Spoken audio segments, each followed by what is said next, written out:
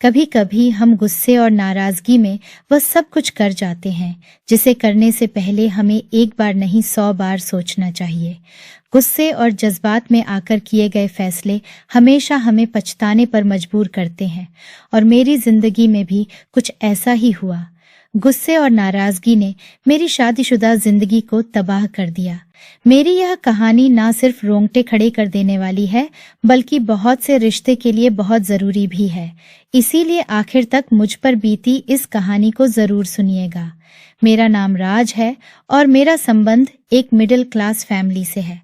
मेरी शादी को तकरीबन 6 महीने होने वाले हैं और यह 6 महीने मैंने बहुत तकलीफ में गुजारे हैं और इस दिमागी तकलीफ की वजह कोई और नहीं बल्कि मेरी सास थी।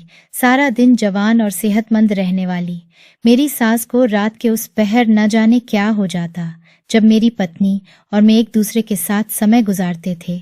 यह सिलसिला शादी के पहले ही दिन से शुरू हुआ था और 6 महीने गुजरने के बावजूद भी ऐसे ही चल रहा था।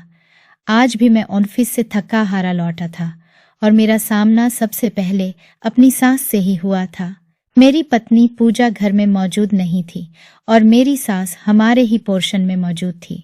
मुझे देखते ही उनके चेहरे पर एक अजीब सी मुस्कुराहट आ गई और वह खुद मेरे लिए चाय बनाकर लाई तो मजबूरन मुझे उनके साथ ड्राइंग रूम में बैठना पड़ा। मैंने सोच लिया था कि चाय खत्म करते ही मैं सीधा अपने कमरे में चला जाऊंगा क्योंकि पिछले 10 मिनट से मेरी सास सोफे पर बैठे लगातार मुझे देख रही थी और मैं शर्म से पानी पानी हो रहा था। उनकी नज़रों का अंदाज ऐसा था कि मुझे घबराहट का एहसास हो रहा था और हमेशा ही ऐसा होता था कि जब भी मैं उनके सामने होता तो उनकी नज़रों का रवैया बदल जाता। उनके चेहरे पर एक अजीब सी मुस्कुराहट होती और वह बिना कुछ कहे मुझे देखती रहती।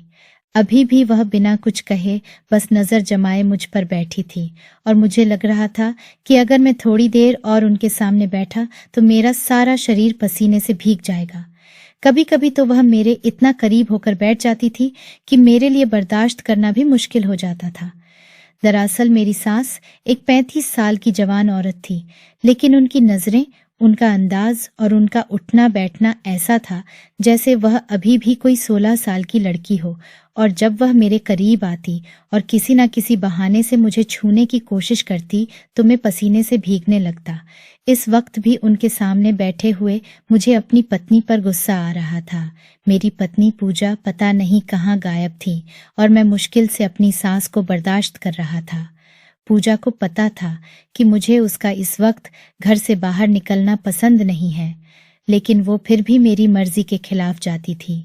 जब थोड़ी देर और गुजरी और मेरे लिए उनके सामने बैठना मुश्किल हो गया तो मैं सोफे से उठ खड़ा हुआ और मैंने कहा कि कामिनी आंटी, जब पूजा आ जाएगी तो उसे मेरे पास कमरे में भेज दीजिएगा। मेरी बात सुनते ही आंटी कहने लगी कि कमरे में जाकर अकेले क्या करोगे, यही मेरे साथ बैठकर मुझसे बातें करो। मैं भी अकेली बोर हो जाती हूँ। तुम्हारे अंकल को गुजरे कई साल हो गए हैं, वह तो भरी जवानी में ही मुझे अकेली छोड़ गए थे और अब तो पूजा के पास भी मेरे लिए वक्त नहीं। तुम ही कुछ वक्त मेरे साथ गुजार लिया करो। मैं उनकी बात सुनकर उनकी शक्ल देखकर रह गया। मेरे लिए इस तरह उनके सामने बैठना सिवाय परेशानी के और कुछ भी नहीं था।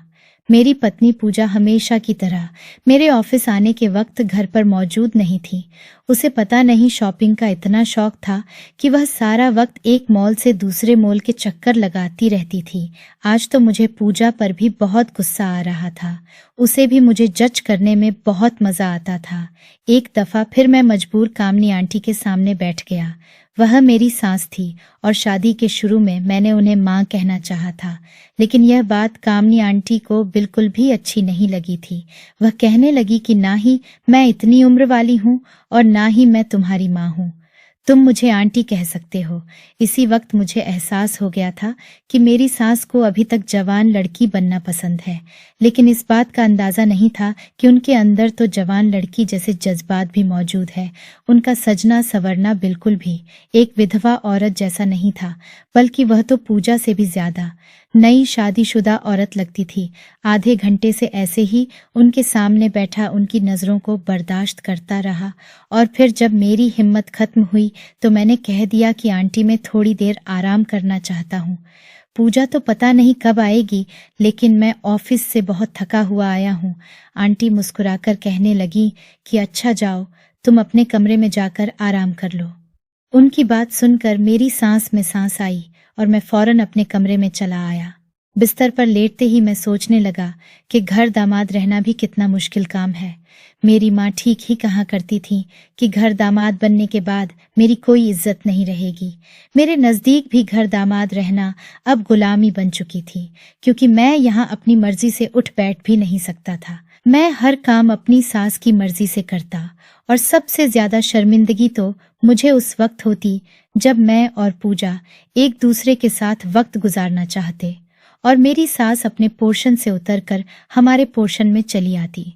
सारा दिन हट्टी कट्टी रहने वाली मेरी सास को रोज रात के इस पहर रात को अचानक से पता नहीं क्या हो जाता। वह पैरों के दर्द से तड़पती हुई नीचे आती और आते ही जोर जोर से हमारे कमरे का दरवाजा बजाने लगती, और जब तक पूजा कमरे से निकलकर उनके पास न चली जाती उन्हें सुकून नहीं आता था, और फिर वह खुद भी हमारे कमरे में आकर बैठ जाती और उनका वापसी का कोई इरादा ना होता।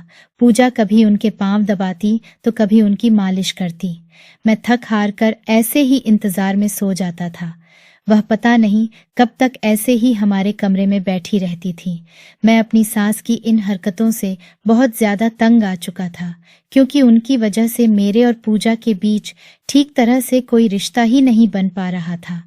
ना ही हम एक साथ वक्त गुजार सकते थे और ना ही सुकून से बैठकर बात कर सकते थे। मुझे तो समझ नहीं आता था कि मेरी सास को पता कैसे चलता है कि मैं और पूजा मोहब्बत के कुछ पल एक साथ गुजारना चाहते हैं। वह हमेशा बिल्कुल ठीक वक्त पर ही हमारे कमरे तक चली आती थी। हम डिनर के लिए बाहर जाते या किसी पार्टी में जाते तो मेरी सास हर जगह हम दोनों के बीच मौजूद होती, और उनका अंदाज भी कुछ अजीब सा होता। उनकी नजरें हमेशा मेरे वजूद पर टिकी होती और मुझे अपने आर पार होती महसूस होती। मैं आंटी को सिर्फ पूजा की खातिर बर्दाश्त कर रहा था, क्योंकि मेरी और पूजा की शादी बहुत मुश्किल से हुई थी। लेकिन मुझे क्या पता था कि शादी के बाद मुझे पूजा के साथ साथ उसकी माँ की नजरों का भी सामना करना पड़ेगा। और ऐसे ही एक रात जब मेरी सास ने हमारे कमरे का दरवाजा बजाया तो मैंने गुस्से में दरवाजा खोला और अपनी पत्नी को छोड़कर अपनी सास का हाथ पकड़ा और ड्राइंग रूम में बंद हो गया। पूजा परेशानी में जोर जोर से ड्राइंग रूम का दरवाजा बजाने लगी, लेकिन आज मैं रुकने वाला नहीं था। मैं छोटे बड़े की तमीज भूल चुका था और ना ही मुझे संस्कार याद रहे थे। मेरी सास को बहुत ज्यादा जवान रहने का शौक था। उनके अंदर के जज्बात ने ही आज मुझे मजबूर कर दिया था कि मैं वह सब कर गुजरूं जो एक शरीफ मर्द सोच भी नहीं सकता। आने वाले 2 घंटों तक मैं ड्राइंग रूम में अपनी सास के साथ अकेला बंद रहा था और पूजा बाहर से आवाज लगा रही थी। लेकिन मुझे जो गुस्सा आ रहा था वह इतनी आसानी से उतरने वाला नहीं था। पूरे 2 घंटे बाद जब मैंने कमरे का दरवाजा खोला तो मेरा गुस्सा पूरी तरह ठंडा हो चुका था और मेरी सास चुपचाप सोफे पर बैठी हुई थी। पूजा उस कमरे में गई और उसने मेरा गिरेबान पकड़ लिया। इससे पहले कि वह मेरे साथ और कोई बदतमीजी करती, मैंने उससे वह सब कह दिया जो शायद मुझे नहीं कहना चाहिए था। यह जानकर आपके भी रोंगटे खड़े हो जाएंगे कि मेरी सास और मेरे बीच क्या हुआ था। मैं और पूजा एक साथ कॉलेज में पढ़ते थे और तब से ही हमारी मोहब्बत शुरू हुई थी।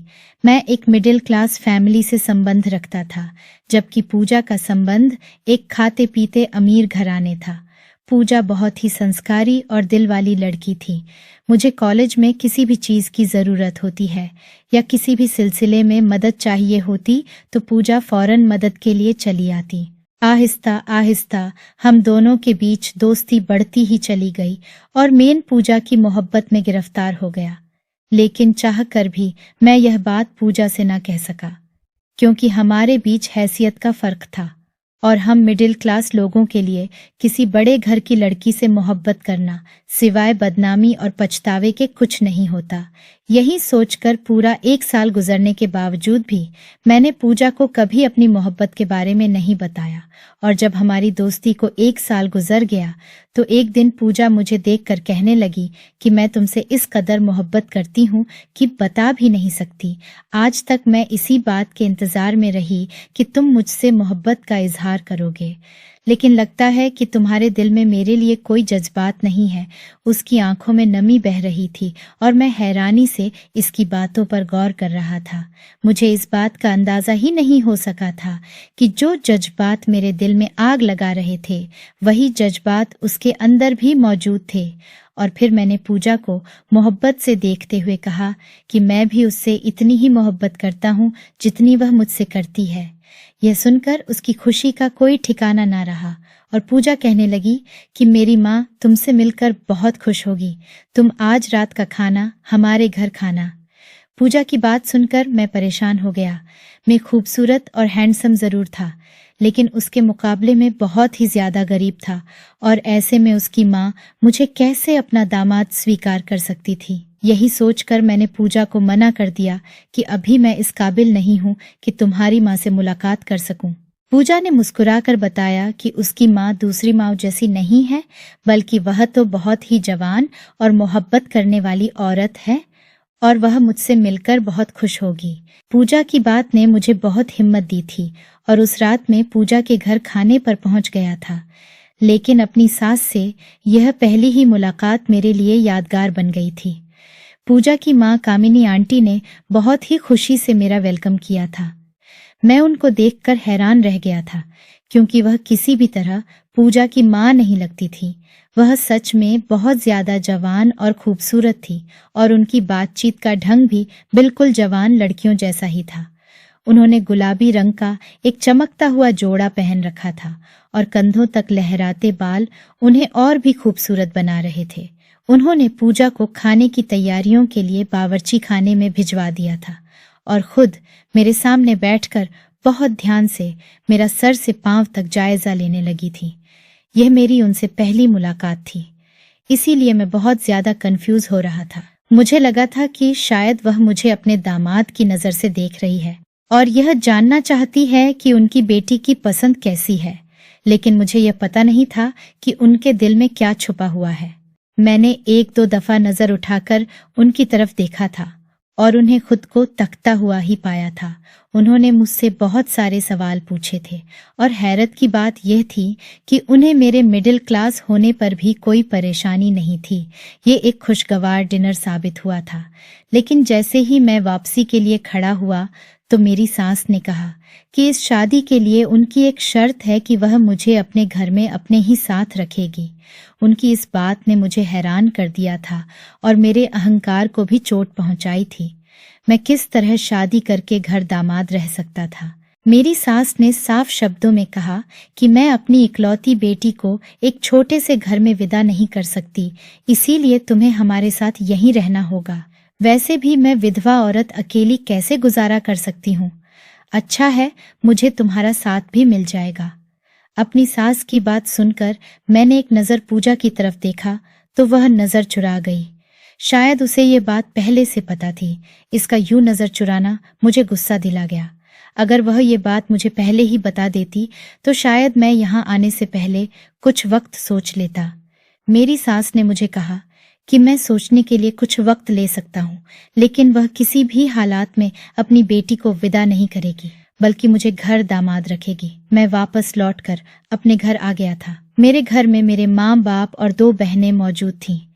अगर उन्हें इस बात का पता चलता कि मैं जिस लड़की से मोहब्बत करता हूँ उसकी माँ मुझे अपने घर रखना चाहती है तो घर में हंगामा हो जाता। घर आने के बाद बार बार मेरे फोन पर पूजा का फोन आ रहा था।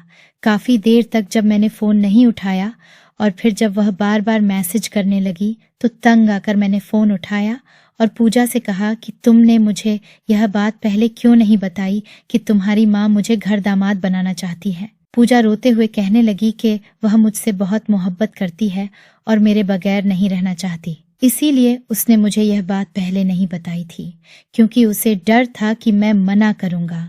वह कहने लगी कि उसकी माँ अकेले रहने के डर से यह शर्त रख रही है। अगर मैं उनकी शर्त मान लूंगा तो वह कुछ वक्त मैं खुद ही हमें अलग कर देंगी। इसकी बात सुनकर मैं परेशान हो गया था, क्योंकि यह बात किसी तरह भी मुमकिन नहीं थी कि मैं घर दामाद बन जाता, लेकिन उसको खो देने का हौसला भी मुझ में नहीं था। और पूजा ने मुझे अपनी जान लेने की धमकी दी, तो मजबूरन मुझे अपने घर वालों से इस रिश्ते की बात करनी पड़ी। और जैसे ही मेरी माँ को घर दामाद वाली बात पता चली तो उन्होंने बहुत हंगामा किया। मेरी माँ इस बात के लिए बिल्कुल भी तैयार नहीं थी कि उनका इकलौता बेटा इतने बड़े घर में शादी करे और फिर घर दामाद बन जाए। माँ तो किसी गरीब घर की लड़की ब्याह कर लाना चाहती थी ताकि वह उनके साथ मिलजुल कर जिंदगी गुजार सके। लेकिन जब मैंने माँ से अपनी मोहब्बत का इजहार किया तो पहले तो वह खामोश हो गई और फिर मेरी मोहब्बत और जिद के आगे हार गई और कहने लगी कि सोच समझकर फैसला कर। अगर तू घर दामाद बनकर रहेगा तो याद रखना कि तुझे हमेशा लोगों के इशारों पर नाचना पड़ेगा। मर्द की इज्जत पत्नी को विदा करवा कर लाने से बढ़ती है और उसके घर जाकर बस जाने से हमेशा के लिए उसका इज्जत लोगों की नजरों में गिर जाती है। तू भले ही लाख मेहनत कर पैसा कमा, लेकिन सबको यही लगेगा कि तू अपने ससुराल वालों के पैसों पर पल रहा है। मैंने माँ से कहा कि मैं जानता हूँ कि आपकी हर बात सच है और मैं आपसे वादा करता हूँ कि बस कुछ ही वक्त की बात होगी और फिर मैं पूजा को अपने साथ यहाँ ले आऊंगा। मेरी बात सुनकर माँ खामोश हो गई थी और मेरा और पूजा का रिश्ता हो गया। उसकी खुशी का ठिकाना नहीं रहा था शादी पर। मेरी सास ने मुझे बहुत महंगी महंगी चीजें भी तोहफे में दी। मैं ये सोचकर पूजा के घर रह गया था कि कुछ ही समय में अपनी सास को अपने व्यवहार से राजी कर लूंगा और वह पूजा को मेरे साथ विदा कर देंगे। लेकिन यह सिर्फ मेरी खुशफहमी साबित हुई थी। मेरी सास ने शादी की पहली रात से ही हमारा सुकून बर्बाद कर दिया था। मेरे और पूजा के दरवाजे बंद करने की देर होती कि मेरी सास अपने ऊपर वाले पोर्शन से नीचे चली आती। मैं जब जब जहां पूजा के करीब होता वह पता नहीं कैसे फौरन वहां पहुंच जाती और उनकी मौजूदगी में मेरे लिए अपनी पत्नी से बात करना भी मुश्किल हो जाता। मैं मजबूर होगा। बहुत दिन तक यह सब कुछ बर्दाश्त करता रहा था। पूजा अपनी माँ से बहुत ज्यादा मोहब्बत करती थी और यही बात मुझे खामोश रहने पर मजबूर कर देती थी। आहिस्ता आहिस्ता पूजा भी अपनी माँ के इस रवैया से डरने लगी थी, लेकिन उसने खुलकर मुझसे कभी कुछ नहीं कहा था। सारा दिन हट्टी कट्टी रहने वाली मेरी सास को रात को ऐसा क्या हो जाता था मुझे समझ नहीं आती थी कि जिसके लिए उन्हें पूजा की जरूरत पड़ती थी। एक दिन तो मैंने जानबूझकर कमरे का दरवाजा बंद न किया कि शायद उन्हें दरवाजा बंद होने की आवाज से पता चल जाता है और पूजा के साथ मोहब्बत के पल गुजारने लगा। लेकिन उसी वक्त मेरी सास नीचे आ गई और उन्हें अपनी नजरों के सामने देखकर मैं शर्म से जमीन में गड़ गया। मैं एक गैरतमंद मर्द था और यह बात मेरी गैरत को गवारा ना थी कि मेरे और मेरी पत्नी के बीच कोई तीसरा आदमी आए, चाहे वह उसकी माँ ही क्यों ना हो। उस रात तो मैंने जैसे तैसे बर्दाश्त कर लिया, लेकिन मेरी पूजा से काफी बहस हो गई थी और मैंने उसे मजबूर किया था कि वह मेरे साथ मेरे घर चले। लेकिन पूजा का कहना था कि उसकी माँ की तबीयत ठीक नहीं है। और फिर जब अगले ही दिन दोबारा पूजा की माँ ने ऐसी हरकत की तो मैंने गुस्से में पूजा को छोड़कर उसकी माँ का हाथ पकड़ा और उन्हें लेकर ड्राइंग रूम में बंद हो गया। और जब 2 घंटे बाद ड्राइंग रूम का दरवाजा खुला तो मेरा गुस्सा ठंडा हो चुका था, लेकिन पूजा जो 2 घंटे से दरवाजे के बाहर खड़ी थी, गुस्से में दरवाजे के अंदर दाखिल हुई और मुझे गिरेबान से पकड़ लिया और रोते हुए कहने लगी कि तुमने मेरी माँ के साथ क्या किया है। मैंने खुद को पूजा से छुड़ाया और कहा कि अपनी माँ से पूछ लो कि हमारे बीच क्या हुआ है। पूजा परेशानी से अपनी माँ के कदमों में बैठ गई और पूछने लगी, माँ आप ठीक तो है ना? कोई परेशानी की बात तो नहीं है? इसने आपके साथ क्या किया है? पूजा की इस बात पर मैं मुस्कुरा उठा और कहा कि यह पूछो कि माँ तुमने मेरे साथ क्या किया है, क्योंकि तुम्हारी माँ ने बुरा मेरे साथ नहीं बल्कि तुम्हारे साथ किया है और अब वह तुम्हें खुद सारी बात बताएगी। पूजा हैरत से मेरी तरफ देखने लगी और फिर अपनी माँ से कहा कि अब आप मुझे बता दो कि यह क्या कह रहा है और फिर कामिनी आंटी ने आहिस्ता आहिस्ता सारी बात बता दी, जिसे सुनकर वह दंग रह गई। उसे यकीन न आया कि उसकी माँ उसके साथ ऐसा भी कुछ कर सकती है। पूजा की माँ यानी कामिनी आंटी ने बताया कि पूजा उनकी इकलौती बेटी थी और वह सिर्फ 2 साल की थी जब उसके पिता का स्वर्गवास हो गया था, और उस दिन से पूजा को कामिनी आंटी ने अकेले ही पाला था।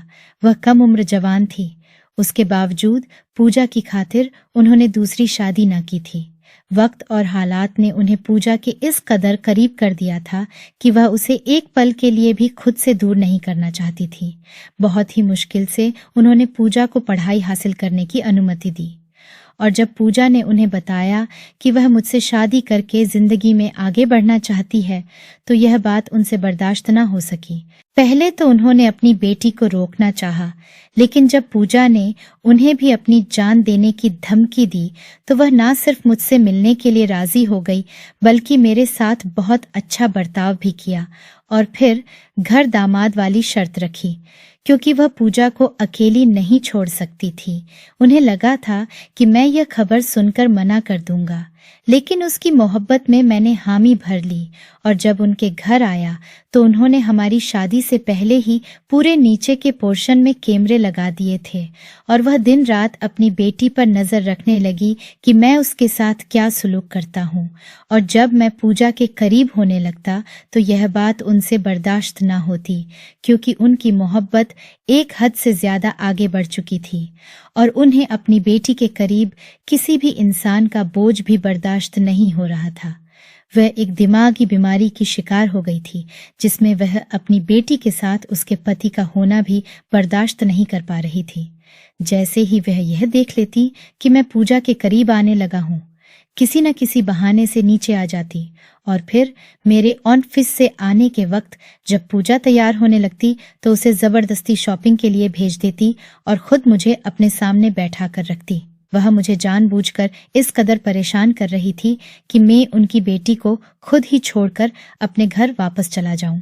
ना ही वह अपनी बेटी की शादी करना चाहती थी, और ना ही उसे मेरे साथ या किसी के भी साथ बांटना चाहती थी। इसीलिए उन्होंने जानबूझकर अजीबोगरीब हरकतें शुरू कर रखी थी। मैंने गुस्से में आकर उन्हें अपने साथ ड्राइंग रूम में बंद किया था और सख्ती से सवाल किया था कि उन्हें पता कैसे चलता है कि मैं उनकी बेटी के साथ हूँ। मैंने उन्हें बताया था कि अगर वह मुझे सब कुछ सच नहीं बताएगी तो मैं उनके साथ बहुत गलत कर गुजरूंगा, और इसी डर से उन्होंने मुझे खुद ही बता दिया था कि उन्होंने हर जगह कैमरे लगा रखे हैं। पूजा को तो यकीन ही नहीं आया कि उसकी माँ उसकी मोहब्बत में इतना आगे बढ़ सकती है कि वह इस कदर गिर जाएगी और इतनी घटिया हरकत करेंगी। पूजा रोते हुए कहने लगी कि माँ, भले ही आपने मेरे खातिर अपनी सारी जिंदगी की कुर्बानी दे दी हो, लेकिन खुशियों पर मेरा भी हक है। मैं अपने पति के साथ एक अच्छी जिंदगी गुजारना चाहती हूँ। मैं खुद भी आपकी इन हरकतों से बहुत परेशान हो चुकी थी। आपको किसी अच्छे डॉक्टर के इलाज की जरूरत है और मुझे अपने ससुराल जाकर रहना चाहिए। पूजा की माँ ने बहुत रोते हुए उसे रोकने की कोशिश की, लेकिन पूजा अब और यहाँ नहीं रहना चाहती थी। मैंने उसकी माँ का इलाज शुरू करवा दिया था और पूजा को लेकर अपने घर चला आया था। सारी जिंदगी अकेली रहने की वजह से वह एक अजीब बीमारी का शिकार हो गई थी, जिसमें वह अपनी लाडली बेटी की खुशियां तबाह करने पर तुल गई थी। अब हमने उनकी शादी एक बहुत ही अच्छे व्यक्ति से करा दी है, ताकि वह अपनी बची हुई जिंदगी को खुशियों के साथ गुजार सके। अगर आपको हमारी यह कहानी पसंद आई है तो वीडियो को लाइक और चैनल को सब्सक्राइब करना मत भूलिएगा, और कमेंट करके इस कहानी के बारे में अपनी कीमती राय जरूर दीजिएगा।